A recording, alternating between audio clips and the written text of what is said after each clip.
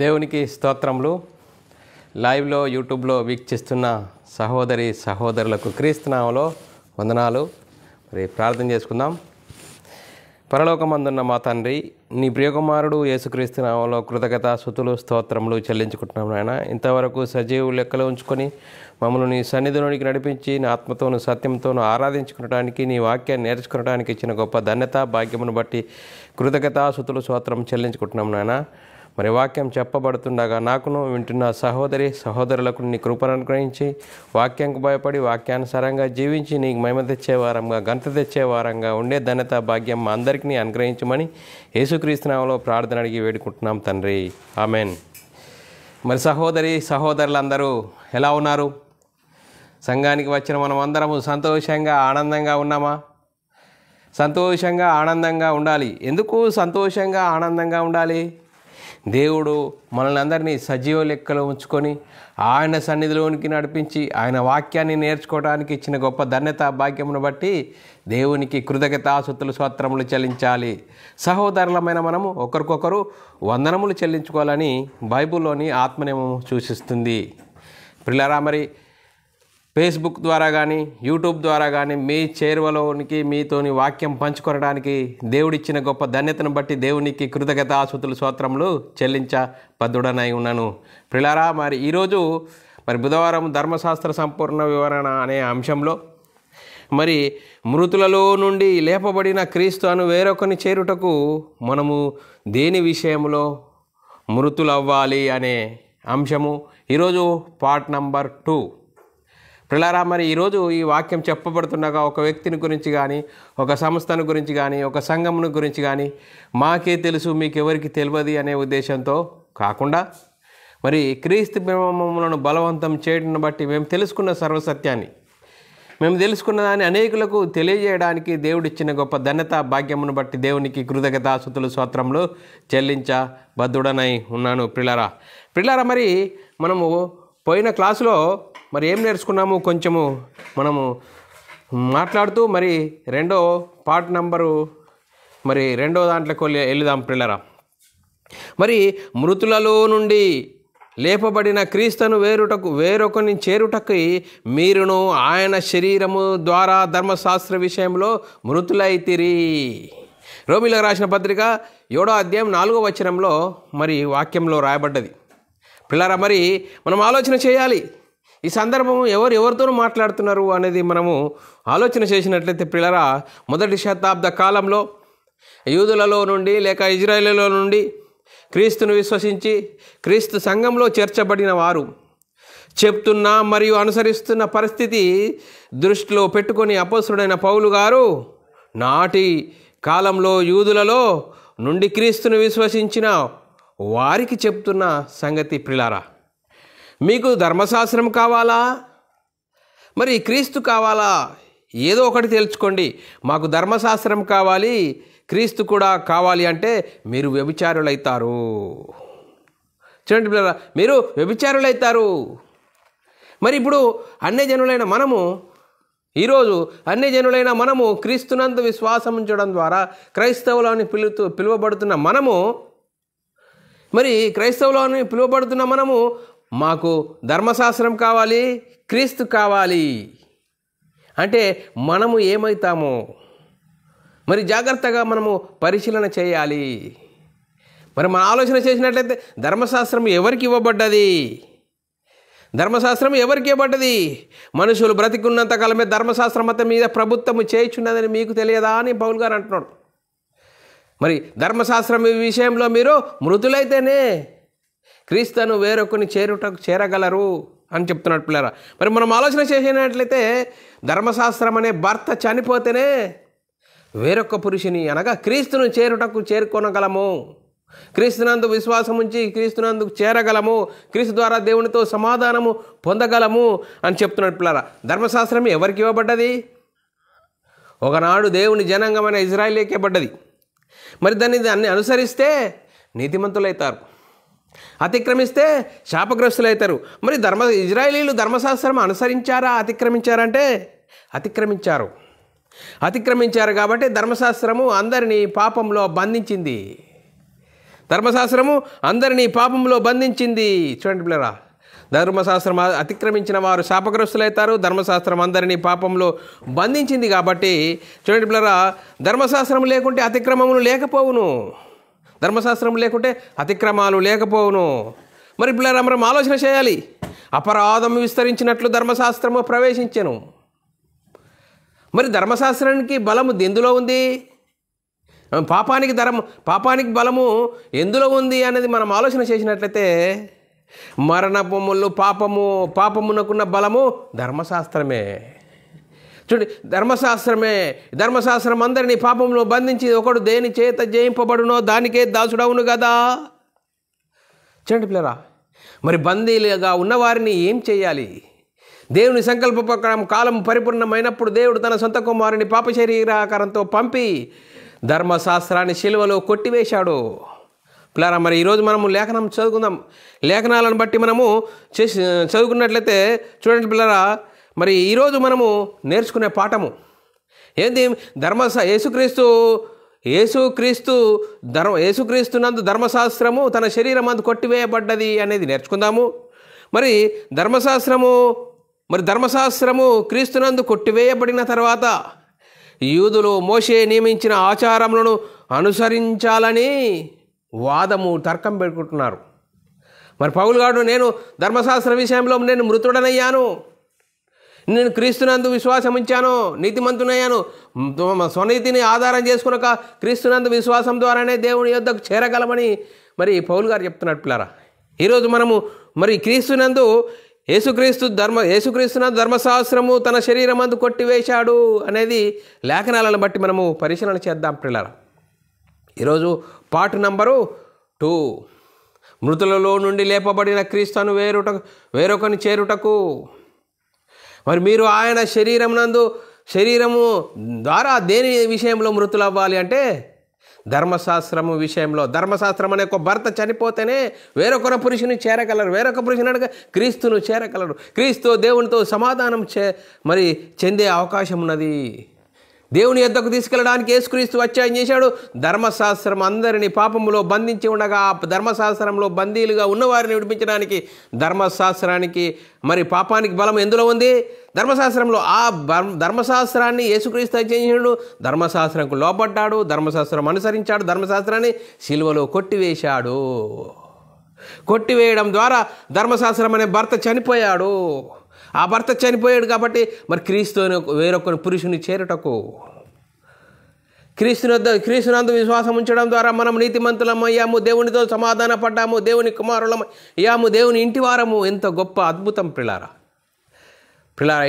ఈరోజు ఈ విధంగా ఆత్మ సంబంధమైన సంగతులతో మనము నేర్చుకుందాం, లేఖనాలను బట్టి చూసుకుందాం పిల్లరా. మరి యేసుక్రీస్తు ధర్మశాస్త్రమును తన శరీరమందు కొట్టివేశాడు. 2 కొరింథీయులకు రాసిన పత్రిక 3వ అధ్యాయము 14-15 వచనాలు చదువుకుందాం పిల్లరా. మరియు వారి మనసులు కఠినములాయను గనుక నేటి వరకు పాత నిబంధన చదువుతున్నప్పుడు అది క్రీస్తునందు కొట్టివేయబడినని వారికి తేటపరచబడక ఆ ముసుగే నిలిచి ఉన్నది. చూడండి పిల్లరా, ధర్మశాస్త్రం కొట్టివేయబడ్డది కానీ ఆ ముసుగు వారికి తీసివేయలేరా.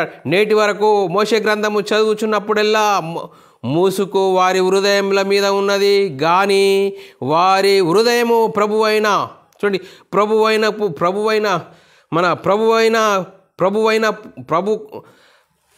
యేసు వైపుకు మరి ఎప్పుడైతే తిరుగుతుందో అప్పుడు ఆ ముసుగు తీసివేయబడును. ప్రభు వైపునకు ఎప్పుడైతే మనసు తిరుగుతుందో అప్పుడు ఆ ముసుగు తీసివేయబడునని లేఖనాల్లో రాయబడ్డది. చూడండి, మనం ఆలోచన చేయాలి. మరి ధర్మశాస్త్రము క్రీస్తునందు కొట్టివేయబడిన తర్వాత కూడా ధర్మశాస్త్రం క్రీస్తునందు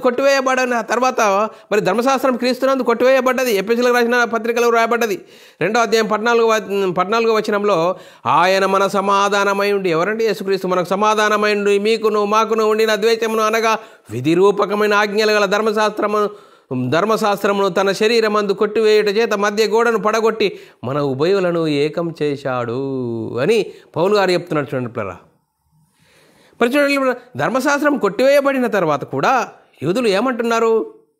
ధర్మశాస్త్రం క్రీస్తునందు కొట్టివేయబడిన తర్వాత కూడా యూదులు మోషే నియమించిన ఆచారములు అనుసరించాలని అనుసరించాలని వాదము తర్కం పెట్టుకుంటున్నారు పిల్ల. ఏ విధంగా వాదం తర్కం పెట్టుకుంటున్నారు చూడండి పిల్ల. ఎంత భయంకరమైన పరిస్థితి మొదటి శతాబ్దంలో ఎంత భయంకరమైన పరిస్థితి ఉంది. మనం లేఖనాలు చూసుకుందాం పిల్లలు. అపొస్తలుల కార్యం 15:1-2 వచనాలు చదువుకున్నట్లయితే, కొందరు యూదయ నుండి వచ్చి మీరు మోషే నియమించిన ఆచారం చొప్పున సున్నతి పొందితేనే కానీ రక్షణ పొందలేమని సహోదరులకు బోధించిరి. పౌలునకును బర్నబాకును వారితో విశేషవాదము కలిగినందున ఈ అంశము విషయమై పౌలు బర్నబా తమలో మరికొందరిని యెరూషలేమునకు అపొస్తలుల యొద్దకును పెద్దల యొద్దకును వెళ్ళవలనని సహోదరులు నిశ్చయించిరి. చూడండి పిల్లరా, ఈ వివాదం అనేది జరిగింది.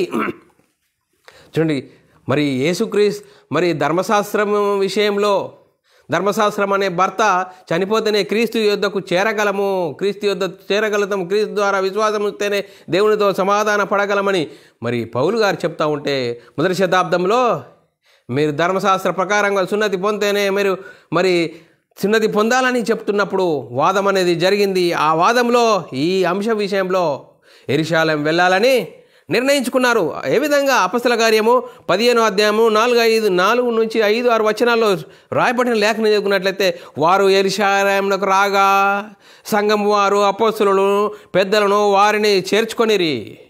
దేవుడు తమకు తోడయుండి చేసినవనియు వారు వివరించిరి. పరిసయ్యుల తెగలలో విశ్వాసులైన కొందరు లేచి అన్యజనులకు సున్నతి చేయింపవలననియు మోషే ధర్మశాస్త్రం గైకొనుడని వారికి ఆజ్ఞాపింపవలనని చెప్పిరి. చూడండి ఎంత భయంకరమైన పరిస్థితి. అప్పుడు అపొస్తలులను పెద్దలను ఈ సంగతిని గురించి ఆలోచించుటకు కూడి వచ్చిరి. బహు తర్కము జరిగిన తర్వాత పేతురు లేచి వారితో ఇట్లనెను. ఏమన్నాడు? అపొస్తలుల కార్యం 18:12-13 వచనాల్లో, గలియోను అకయ అధిపతిగా ఉన్నప్పుడు యూదులు ఏకీభవించి పౌలు మీద ఈ విషయంలో పౌలు మీద లేచి న్యాయపీఠం ఎదుటకు వచ్చి అతన్ని తీసుకొని వచ్చి, వీడు ధర్మశాస్త్రమునకు వ్యతిరేకంగా దేవునిని ఆరాధించుటకు జనులను ప్రేరేపించుచున్నాడని చెప్పుకొనిరి. చూడండి పిల్లరా, ఎంత భయంకరమైన పరిస్థితి.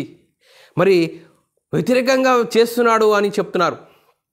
ఇంకంతేకాదు, అపొస్తలుల కార్యం 15:10-11 వచనాల్లో, గనుక మన పితరులైనను మనమైనను మోయలేని కాడిని చూడి శిష్యుల మెడ మీద పెట్టి మీరెందుకు దేవుణ్ణి శోధించుచున్నారు? ప్రభు అయిన యేసు కృపచేత మనము రక్షణ పొందుదుమని నమ్ముకొనుచున్నాము కదా, అలాగే వారును రక్షణ పొందుదురని ఎన్ను. చూడండి పిల్లలు, ఎంత వివాదము. మొదటి శతాబ్దంలో యూదుల నుంచి వచ్చిన వారు మోషే నియమించిన ఆచారంలో చొప్పున సున్నతి చేసుకుంటే రక్షణ కలుగుతుందని వారు చెప్తున్నారు. ఇది చూడు, మోయలేని కాడి ఏది? ధర్మశాస్త్రము మోయలేని కాడి మనము శిష్యుల మెడల మీద పెట్టి దేవుని ఎందుకు శోధిస్తున్నారు అని పెద్దలైన వారు పేతురు గారు లేచి వారితో చెప్తున్నాడు. చూడండి పిల్లరా, చూడండి, మనం ఆలోచన చేసినట్లయితే ఇంకా అన్యజనుల్లో ఉన్న యూదులు తమ పిల్లలకు సున్నతి చేయకూడదనియో మన ఆచారంలో చొప్పున నడుచుకునకూడదని నువ్వు చెప్పుట వారందరూ మోషేని విడిచిపెట్టాలని నువ్వు చెప్తున్నావు అట. అందుకోసమే వాళ్ళు అంటున్నాడు. చూడండి పిల్లలు, ఏ విధంగా అపొస్తలుల కార్యము 21:17-24 వచనంలో లేఖనం చదువుకున్నట్లయితే చాలా చక్కగా అర్థమవుతుంది. చూడండి పిల్లలు, ఇందులో ఉన్నది ఈ విషయము. యూదులలో విశ్వాసులైన ఎన్ని వేల మంది ఉన్నారో చూసుచున్నావు కదా. వారందరూ ధర్మశాస్త్రమందు ఆసక్తి గలవారు. అన్యజనులలో ఉన్న యూదులు తమ పిల్లలకు సున్నతి చేయకూడదని మన ఆచారంలో చొప్పున నడుచుకునవలదని నీవు చెప్పుట వలన వారందరూ మోషేను విడిచిపెట్టవలని నీవు బోధించుచున్నట్టు వీరు నిన్ను గురించి వర్తమానం చేయుచున్నారు. కావున మనమేమి చేయుదుము? చూడండి, నువ్వు ఈ విధంగా చెప్తున్నావట. ఉన్న విషయాన్ని చెప్తే వారికి అపార్థమైపోయింది. అందుకోసమే అది కాదు, అట్లా కాదు. మొదటి కొరింథీయుల రాసిన పత్రిక 7:19 వచనం, దేవుని ఆజ్ఞలు అనుసరించుటయే ముఖ్యము కానీ సున్నతి పొందుటయందు ఏమీ లేదు, సున్నతి పొందకపోవుటయు ఏమీ లేదు. చూడండి పిల్లరా, ఏ విధంగా వాక్యము వివరిస్తున్నారు. సున్నతి పొందినా అవసరం లేదు, పొందకున్న అవసరం లేదు, దేవుని ఆజ్ఞను అనుసరించి జీవించాలి అని మొదటి శతాబ్దంలో వాదన జరుగుతున్నది. సున్నతి విషయంలో వాదన జరుగుతున్నది. చూడు, ధర్మశాస్త్రం యేసుక్రీస్తు కొట్టివేయబడిన తర్వాత కూడా ఎంత వాదన జరుగుతున్నది. ధర్మశాస్త్రం కావాలి, ధర్మశాస్త్రం ప్రకారంగా సున్నతి చేస్తేనే రక్షణ పొందాలి అని వాదోపవాదాలు. ఈ వాదం పెట్టడమే కాకుండా యెరూషలేము పోయి పెద్దల యొద్దకు సమస్యను పరిష్కారం చేస్తున్నారు. చూడు, మోయలేని కాడి మీరెందుకు శిష్యుల మెడల మీద పెట్టి దేవుని శోధిస్తున్నారు అని వారు పెద్దలు చెప్తున్నారు. దేవుని ఆజ్ఞను అనుసరించడమే కానీ సున్నతి పొందుట అందేమీ లేదు, సున్నతి పొందకపోవట ఏం లేదు అని వారు చెప్పారు. పిల్లారా, లేఖనాలను ఏ విధంగా మనం అర్థం చేసుకుంటున్నాం? ఈరోజు మనం ఏ విధంగా లేఖనాలను అర్థం చేసుకుంటున్నాం? మనల్ని మనమే ఆలోచన చేసుకోవాలి. చూడండి పిల్లరా, ఇంకా మనం లేఖనాలు చూసుకున్నట్లయితే పిల్లరా, మరి ఇప్పుడు మనల్ని నిర్బంధించిన ధర్మశాస్త్ర విషయంలో మనము చనిపోతేనే కానీ మనము ధర్మశాస్త్రం నుండి విడుదల పొందము అని అపోస్తలుడైన పౌలు గారు ఇజ్రాయేలీలతో చెప్తున్నాడు. పిల్లరా, ఏమని చెప్తున్నాడు? ఇప్పుడైతే దేని విషయంలో నిర్బంధించబడితేమో దాని విషయమై చనిపోవాలి. అందుకోసం ఇప్పుడు రోమీల రాసిన పత్రిక 7వ అధ్యాయం 6వ వచనంలో ఇప్పుడైతే దేని విషయంలో నిర్బంధింపబడితేమో దాని విషయమై చనిపోయిన వారమైతే ధర్మశాస్త్రం నుండి విడుదల పొందితిమి గనుక మనం అక్షరానుసారమైన ప్రాచీన స్థితి గలవారం కాక ఆత్మానుసారమైన నవీన స్థితి గలవారమై సేవ చేయుచుము. చూడండి, నవీన స్థితి, క్రీస్తునందున యెడల నూతన సృష్టి, పాతవి గతించెను, ఇదిగో కొత్తవి ఆయను. చూడు, మోయలేని కాడి ఏది? ధర్మశాస్త్రము. ఎందుకు మీరు శిష్యుల మెడల మీద పెట్టి దేవుని శోధిస్తున్నారు? దేవుని ఆజ్ఞలు అనుసరించడమే కానీ సున్నతి పొందుట ఏం లేదు, పొందకపోవట ఏమీ లేదు అని మరి కరాఖండిగా పెద్దలు చెప్పారు. పిల్లరా, లేఖనాలు చెప్తున్నాయి, పిల్లలు లేఖనాలు ఘోషిస్తున్నాయి. లేఖనాలను అర్థం చేసుకోవాలి, అనుసరించాలి, అర్థం చేసుకొని జీవించాలి తప్ప కానీ మరి ఆచార వ్యవహారాలలో ఉండిపోకూడదని మరి వాక్యం సెలవిస్తుంది. పిల్లరా, మరి ధర్మశాస్త్రం వలన ధర్మశాస్త్ర విషయమై చచ్చిన వాడనే తినేని పౌలు గారు చెప్తున్నాడు. పిల్లరా, ధర్మశాస్త్రము అనుసరించిన వాడు ధర్మశాస్త్ర విషయంలోనే చచ్చిన వాడనైతిని అంటున్నాడు. గలతీయుల రాసిన పత్రిక 2వ అధ్యాయం 17 నుంచి 21 వచనం చదువుకున్నట్లయితే, కాగా మనము క్రీస్తునందు నీతిమంతులమని తీర్చబడుటకు వెదుకుచుండగా మనము పాపులముగా కనబడిన ఎడల ఆ పక్షమందు క్రీస్తు పాపమునకు పరిచారకుడు ఆయన. అట్లా అనరాదు. నేను పడగొట్టిన వాటిని మరలా కట్టిన ఎడల నన్ను నేను అపరాధినిగా కనపరుచుకొందును గదా. నేనైతే దేవుని విషయమై జీవించు నిమిత్తము ధర్మశాస్త్రం వలన ధర్మశాస్త్రం విషయమై చచ్చిన వాడనైతిని. ధర్మశాస్త్ర విషయంలో నేను చచ్చిన వాడనైతిని అంటున్నాడు. నేను క్రీస్తు కూడా సిలువేయబడి ఉన్నాను. పౌలు గారు చూడండి, నేను క్రీస్తు కూడా సిలువేయబడి ఉన్నాను, ఇకను జీవించువాడను నేను కాను, క్రీస్తు నాయందు జీవించుచున్నాడు. నేనిప్పుడు శరీరమందు జీవించుచున్న జీవితము నన్ను ప్రేమించి నా కొరకు తన్ను తాను అప్పగించుకున్న దేవుని కుమారి అందరి విశ్వాసం ఉంచుచున్నాను. నేను దేవుని కృపను నిరర్ధకం చేయను. నీతి ధర్మశాస్త్రం వలనైతే ఆ పక్షమందు క్రీస్తు చనిపోయినది నిష్ప్రయోజనమే కదా. చూడండి, ఎంత అద్భుతం! లేఖనాలు ఏ విధంగా చెప్తున్నాయి చూడండి పిల్లరా. పౌలు గారు ఏ విధంగా అద్భుతంగా వాక్యాన్ని వివరించి మరి అద్భుతంగా వాక్యం విడమర్చి చెప్తున్నాడు. పిల్లరా, ఒకనాడు దేవుని జనాంగమైన ఇజ్రాయేలీలో మరి ధర్మశాస్త్రం కొట్టివేయబడ్డది అని తెలుసుకోలేక చూడండి, క్రీస్తునందు విశ్వాసం ఉంచిన వారు క్రీస్తు యొద్దకు వచ్చి ధర్మశాస్త్రం కావాలి, క్రీస్తు కావాలి అంటే మీరు వ్యభిచారులు అవుతారు. అందుకోసమే పౌలు గారు ధర్మశాస్త్రం క్రీస్తునందు కొట్టివేయబడ్డది, కొట్టివేయబడితేనే యేసుక్రీస్తు వేరొక పురుషుని చేరగలము, మరి యేసుక్రీస్తు ద్వారానే దేవునితో సమాధానపరచగలము.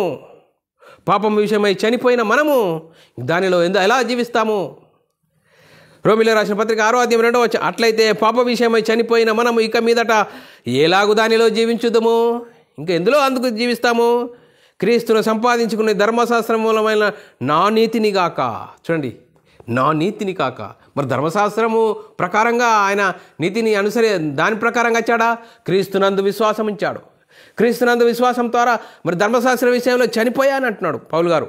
ఫిలిప్పీయులకు రాసిన పత్రిక 3వ అధ్యాయము 9 నుంచి 11 వచనాలు చదువుకున్నట్లయితే, క్రీస్తును సంపాదించుకొని ధర్మశాస్త్రం మూలమైన నా నీతిని కాక క్రీస్తునందలి విశ్వాసం వలన నీతిని అనగా విశ్వాసమును బట్టి దేవుడు అనుగ్రహించి నీతి గలవాడనై ఆయన యందు అగుపడు నిమిత్తము ఏ విధము చేత నేను మృతులలో నుండి నాకు పునరుద్ధానం కలగవలనని ఆయన విషయమై ఆయన మరణ విషయంలో సమాన అనుభవం గలవాడవనై ఆయనను ఆయన పునరుద్ధాన బలమును ఎరుగు నిమిత్తము ఆయన శ్రమలలో పాడివాడ ఎట్టిదో ఎరుగు నిమిత్తము సమస్తము నష్టపరుచుకొని వాటిని పెంటతో సమానముగా ఎంచుకొనుచున్నాను. అద్భుతం పిల్లరా, పెట్టతో సమానంగా ఎంచుకుంటున్నా అంటున్నాడు. మరి ధర్మశాస్త్రం కలిగి ఉన్న అపోస్తలుడైన పౌలు గారు ధర్మశాస్త్రం మూలమైన నా నీతిని కాక ఏమంటున్నాడు? క్రీస్తునందలి విశ్వాసం వలన నీతిని అనగా విశ్వాసమును బట్టి దేవుడు అనుగ్రహించు నీతి గలవాడనై ఆయన యందు అగపడు కోరుచున్నాడు. చూడండి, మరి నీవు ఏ నీతిని కోరుచున్నావు? ధర్మశాస్త్రం మూలమైన నీతిని కోరుచున్నావా, లేక క్రీస్తునందలి విశ్వాసం వలన నీతిని కోరుచున్నావా? వాక్యం వింటున్న సహోదరుడా, ఇకరైన వాక్యమును బట్టి ఆలోచన చేయి. గలతీయులకు రాసిన పత్రిక 3వ అధ్యాయం 13వ వచనంలో ఆత్మను గురించిన వాగ్దానం విశ్వాసం వల్ల మనకు లభించినట్లు అబ్రాహాము పొందిన ఆశీర్వచనం క్రీస్తు యేసు ద్వారా అన్ని జనులకు కలుగుటకై క్రీస్తు మన కోసము శాపమై మనలను ధర్మశాస్త్రం యొక్క శాపము నుండి విమోచించాడండి. చూడండి, అపరాధం చేత పాపముల చేత చచ్చిన వారమై ఉన్నాము. ఒకప్పుడు క్రీస్తులో నిరాకముందు మనము అపరాధముల చేత పాపముల చేత చచ్చిన వారమై ఉండగా. చూడండి, ఎఫెసీయులకు రాసిన పత్రిక 2వ అధ్యాయం 1-4 వచనాలు చదువుకున్నట్లయితే మీరు అపరాధముల చేత పాపముల చేత చచ్చిన వారై ఉండగా ఆయన మిమ్మును క్రీస్తు కూడా బ్రతికించెను. చూడండి, ఆయనను దేవుడు కరుణా సంపన్నుడై యుండి మనము మన అపరాధముల చేత చచ్చిన వారమై ఉన్నప్పుడు సైతం మన ఎడల చూపిన తన ప్రేమను తన మహాప్రేమ చేత మనను క్రీస్తు కూడా బ్రతికించెను. ఇంత గొప్ప భాగ్యాన్ని మనం అర్థం చేసుకోలేక ఆత్మ సంబంధమైన సంగతులతో అర్థం చేసుకొని జీవించాలి. అందుకోసమే చూడండి పిల్లరా, మరి ఏ విధంగా మరి యేసుక్రీస్తు ఈ లోకానికి వచ్చాడు? రోమీయులకు రాసిన పత్రిక 3వ అధ్యాయం 3-4 వచనాలు శరీరం అనుసరించక ఆత్మను అనుసరించే నడుచుకొని మన యందు ధర్మశాస్త్ర సంబంధమైన నీతి విధిని నెరవేర్చబడాలని పాప పరిహారం నిమిత్తము దేవుడు తన సొంత కుమారుని పాప శరీరాకారంతో పంపి ఆయన శరీరమందు పాపమునకు శిక్ష విధించెను. చూడండి, నాలాంటి పాప శరీరాకారంతో ధరించుకున్న యేసుక్రీస్తు, పరలోకంలో ఉన్న యేసుక్రీస్తు మరి శరీరం ధరించుకొని మరియ గర్భంలోనికి వచ్చి శరీరం ధరించుకొని ఈ లోకానికి వచ్చి ధర్మశాస్త్ర కాలంలో వచ్చి ధర్మశాస్త్రంకు లోబడి ధర్మశాస్త్రం అనుసరించి ధర్మశాస్త్రాన్ని శిలువలో కొట్టివేశాడు. శిలువలో కొట్టివేశాడు. అందుకోసమే మనము దత్తపుత్రులం కావాలని గలతీయులకు రాసిన పత్రిక 4వ అధ్యాయం 5వ వచనం మనము దత్తపుత్రులం కావాలని ధర్మశాస్త్రముకు లోబడి ఉన్న వారిని విమోచించుటకు ధర్మశాస్త్రమునకు లోబడిన వాడాయను. ధర్మశాస్త్రంకు ఎందుకు లోబడ్డాడు? మనల్ని విమోచించాలని. మనం మన పాపముల విషయమై చనిపోయి నీతి విషయమై జీవించినట్లు మనం పాప విషయమై మరి చనిపోయి నీతి విషయమై జీవించినట్లు యేసుక్రీస్తు మన కోసం బలి అయ్యాడని 1 పేతురు రాసిన పత్రిక 2వ అధ్యాయం 24వ వచనం మనము పాపముల విషయమై చనిపోయి నీతి విషయమై జీవించినట్లు ఆయన తానే తన శరీరమందు పాపము వలన మ్రాను మీద మోసుకొని ఆయన పొందిన గాయముల చేత మీరు స్వస్థత పొందితిరి. చూడండి పిల్లరా, ఆయన పొందిన గాయముల చేత మనము స్వస్థత పొందింది. నీతి ధర్మశాస్త్రం వలనైతే ఆపక్షమందు క్రీస్తు చనిపోయినది నిష్ప్రయోజనమే. చూడండి, నీతి ధర్మశాస్త్రం వల్ల అయితే క్రీస్తు చనిపోయినది నిష్ప్రయోజనమే.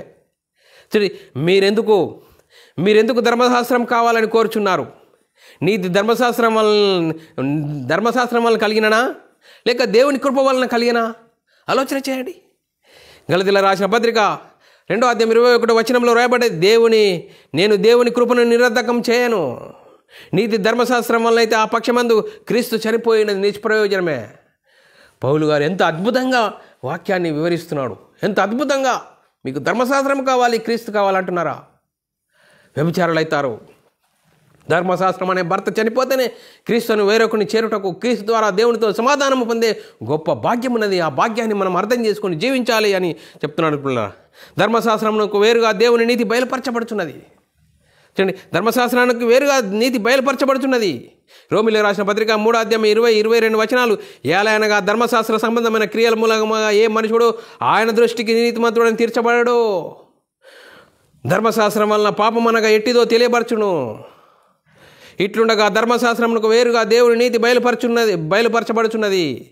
దానికి ధర్మశాస్త్రమును ప్రవక్తలను సాక్ష్యం ఇచ్చుచున్నారు. చూడండి ఎంత విధంగా అది యేసుక్రీస్తునందలి విశ్వాసం మూలమైనదై నమ్ము వారందరికీ కలుగు దేవుని నీతి అయి ఉన్నది. చూడండి, దేవుని నీతి అయి ఉన్నది. యేసుక్రీస్తు ద్వారా నీతిమంతులమైతాము. ధర్మశాస్త్రం వల్ల ఎవరు నీతిమంతులు కారు అని గంట పదంగా పౌలు గారు చెప్తున్నాడు పిల్లరా. మరి విశ్వసించు ప్రతి వాడును ఆయన వల్ల నీతిమంతుడుగా తీర్చబడునని మీకు తెలియదా? చూడండి, మీకు తెలియదా?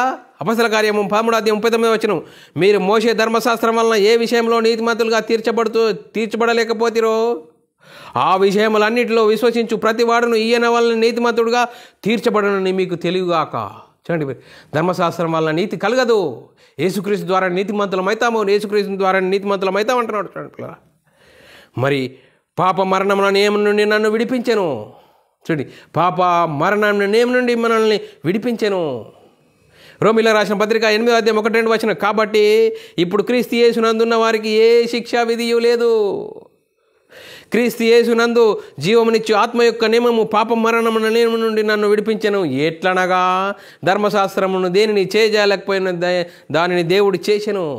చూడండి, ధర్మశాస్త్రం యేసుక్రీస్తు సిలువలో కొట్టివేశాడు. ధర్మశాస్త్రము సిలువలో కొట్టివేసి కొత్త నిబంధన ఇచ్చాడు. ఆ కొత్త నిబంధనను మరి యేసుక్రీస్తు అంత విశ్వాసం ఉంచి యేసుక్రీస్తు దేవుని కుమారుడు, యేసుక్రీస్తు ప్రభు అని విశ్వసించితేనే నీతిమంతులమైతాము. దేవునితో సమాధానము, దేవుని ఇంటి వారము, దేవునికి వారసులము, పరలోక వారసులము. గొప్ప భాగ్యం మనకు అర్థం కాకుండా బైబిల్ని చూపెట్టి ధర్మశాస్త్రం కావాలి, క్రీస్తు కావాలంటే వ్యభిచారులు అవుతారనే ఆనాడి యూదులతో పౌలు గారు చెప్తున్న సంగతులు నేడు అన్యజనులైన మనము క్రీస్తు యొద్దకు వచ్చి క్రైస్తవులను పిలువబడుతున్న మనము కూడా కొంతమంది ధర్మశాస్త్రం కావాలి, క్రీస్తు కావాలి అంటున్నారు. ఎంత భయంకరమైన పరిస్థితిలో ఉన్నాము అనేది మనల్ని మనమే ఆలోచన చేసుకోవాలి. మీరు పాపమునకు దాసులై ఉంటిరి కానీ ఏ ఉపదేశ క్రమంగా మీరు అప్పగింపబడుతురో దానికి హృదయపూర్వకంగా లోబడిన వారైతిరి. చూడండి పిల్లరా, మనము మరి పాప విషయమై మృతులమయ్యాము. ఏ ఉపదేశ క్రమం మీరు హృదయపూర్వకంగా ఒప్పుకున్నారు దానికి లోబడాలి అంటున్నాడు.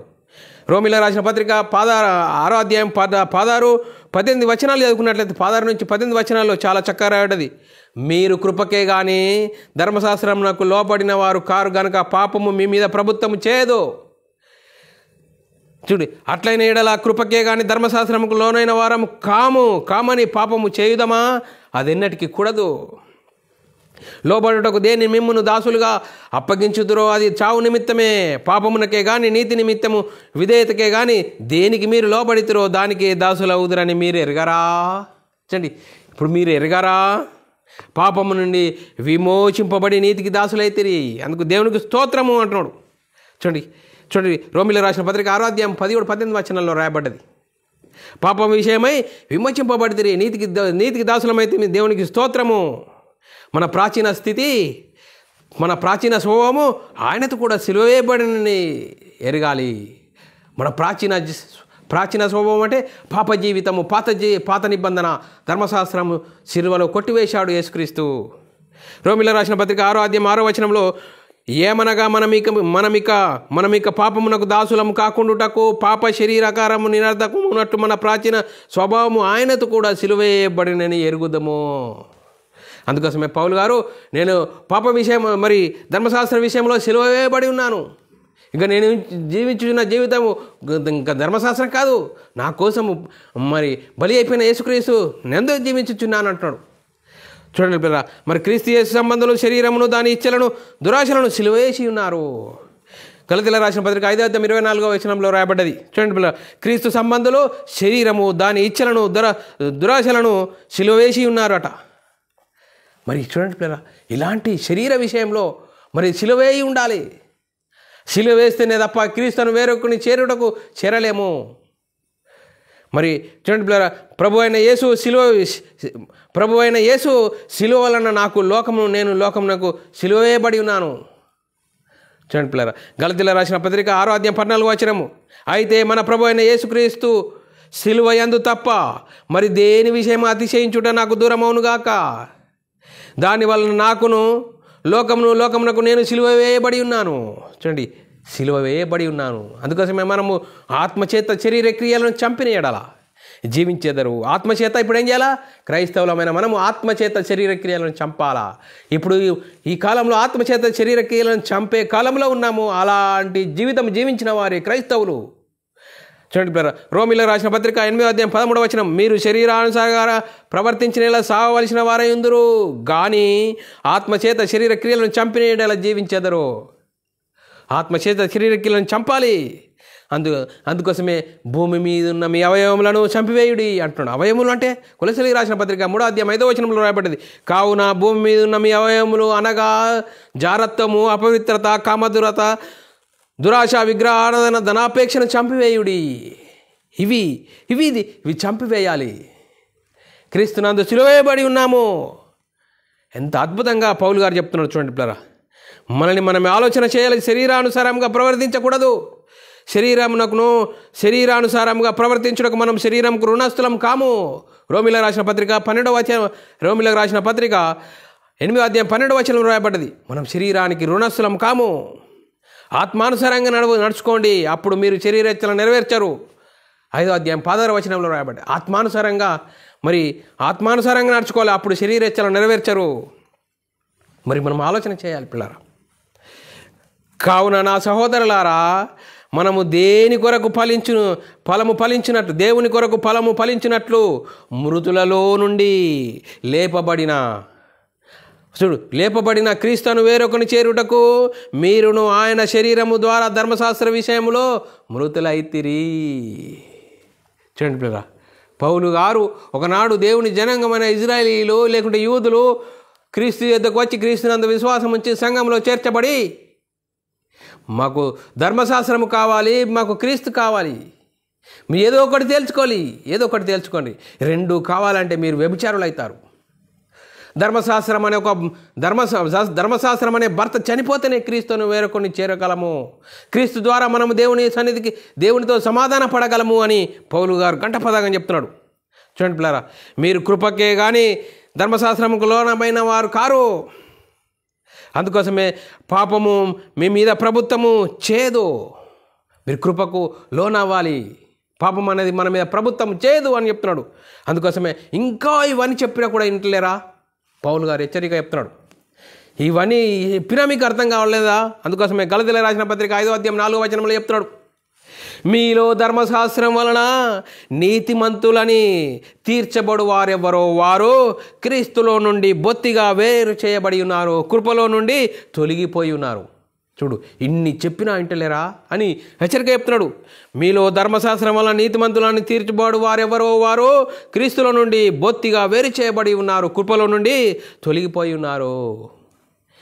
హెబ్రీయులకు రాసిన పత్రిక 10:29 వచనం, ఇట్లుండగా దేవుని కుమారుని పాదములతో తొక్కి తాను పరిశుద్ధపరచబడుటకు సాధనమైన నిబంధన రక్తమును అపవిత్రమైనదిగా ఎంచి కృపకు మూలమగు ఆత్మను తిరస్కరించువాడు ఎంత ఎక్కువైన దండనకు పాత్రుడగునని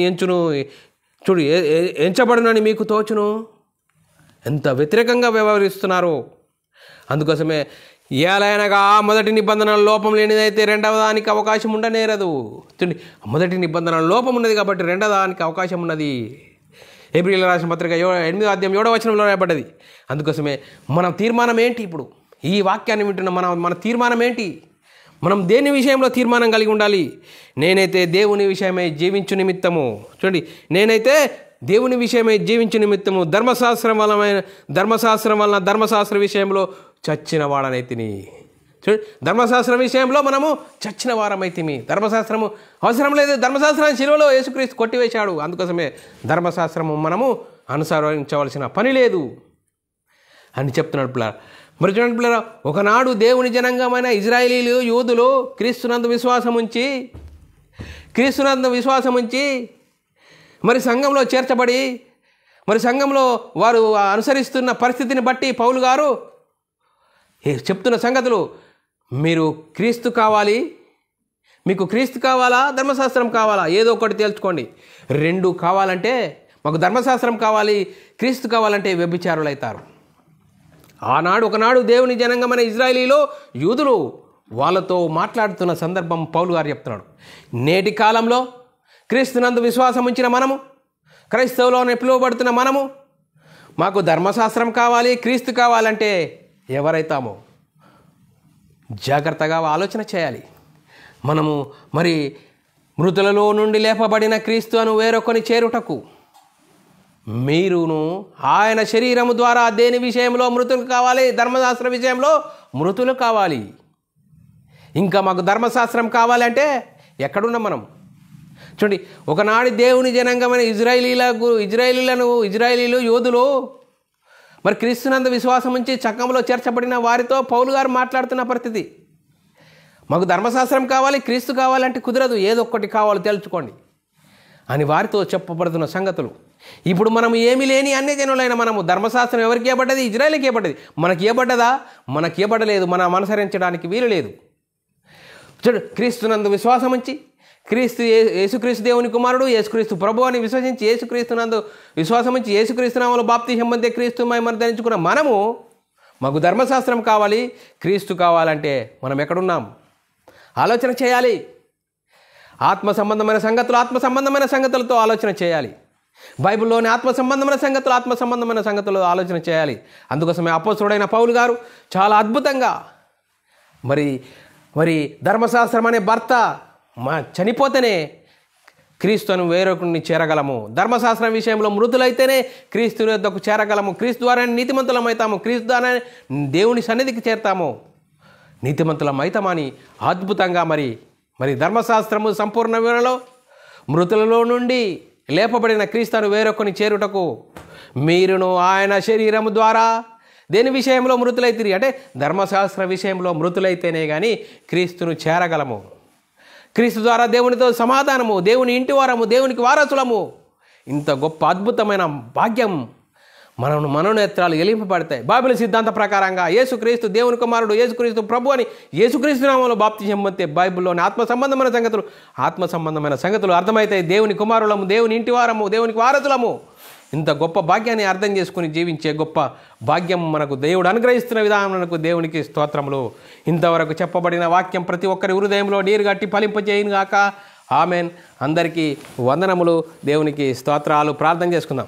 పరలోకమందున మా తండ్రి, నీ ప్రియకుమారుడు యేసుక్రీస్తు నామములో కృతజ్ఞత స్తుతులు స్తోత్రములు చెల్లించుకుంటున్నాం నాయన. ఇంతవరకు సజీవులుగా ఉంచి మరి ధర్మశాస్త్ర విషయంలో మృతులైతేనే క్రీస్తును చేరగలము, క్రీస్తు ద్వారానే నీతిమంతులమైతాము, దేవునితో సమాధాన పడగలమని గొప్ప మరి వాక్యం ద్వారా మాకు ఎన్నో విధాలుగా హెచ్చరించిన విధానం బట్టి స్తోత్రాలు. విన్న వాక్యాన్ని విడిచిపెట్టకుండా విన్న మాటల ప్రకారం ఆత్మీయ స్థితిని సరిదిద్దుకొని నీకు మహిమ తెచ్చేవారంగా, ఘనత తెచ్చేవారంగా ఉండే ధన్యత భాగ్యం అందరికీ అనుగ్రహించినందుకు కృతజ్ఞత ఆశుతులు స్తోత్రం చెల్లించుకుంటూ యేసుక్రీస్తు నామములో ప్రార్థనకి వేడుకుంటున్నాం తండ్రి. ఆమెన్. ప్రియులారా, ఇలాంటి అంశాలు వినాలనుకుంటున్నారా? యూట్యూబ్ చర్చ్లో BW academy, United Bible academy అనే ఛానల్ సబ్స్క్రైబ్ చేసుకోండి. మీరు వినండి, అనేకులకు చేర్చండి. మీ వ్యక్తిగత ప్రార్థనలో మా పరిచర్య నిమిత్త ప్రార్థనలో జ్ఞాపకం చేసుకోవాల్సినదిగా క్రీస్తు ప్రేమను బట్టి బతిమాలుకొంచున్నాను. అందరికీ వందనములు. దేవునికి స్తోత్రములు.